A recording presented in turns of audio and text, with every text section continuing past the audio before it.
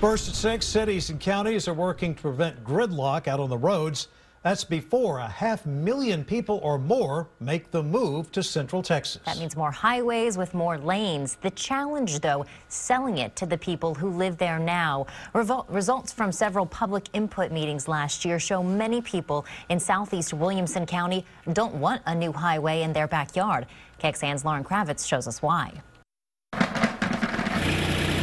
Raymond Niver's livelihood depends on this land.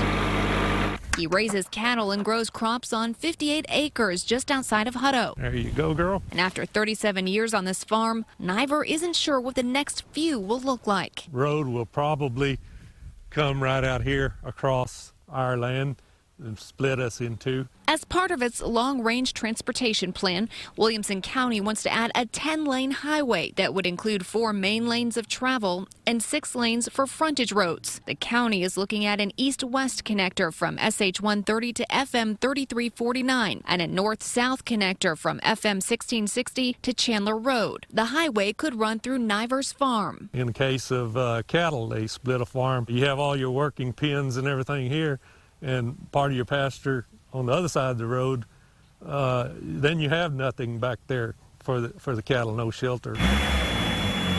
But for drivers who are fed up with the traffic on US 79 and 130, they welcome the change. It gives me, different ways to get out, to avoid the traffic, especially, having a family with kids.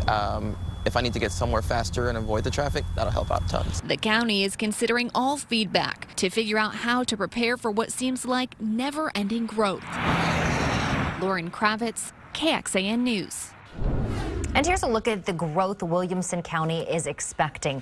The Capital Area Metropolitan Planning Organization is forecasting the county will cross the 1 million resident mark in about 15 years. Williamson County will have another open house within the next 5 months to go over feedback and tentative plans for the highway. The cost of living in Williamson County is on the rise as well. Home prices have jumped more than 11% in the last year. The median price of a home is now $290,000. But the Williamson County Association of Realtors says almost 40% of homes for sale are new construction. There's a big price difference between an existing home or new construction, and there are more new homes on the way. Williamson County had more single-family home permits last year than in 2016. Remember how easy it was to get around during the holidays? Well, now everyone's back to school and work. And today, Austin's Transportation Department released new information about just how much time we're spending behind the wheel. It's based on census data estimates, which put the average at about 26 minutes, but the average weekday peak travel time along critical corridors is 48% longer in the mornings and 64% longer in the evenings.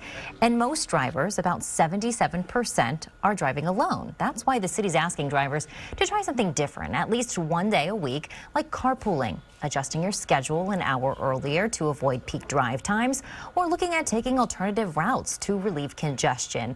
The shortest route may not be the fastest route. More than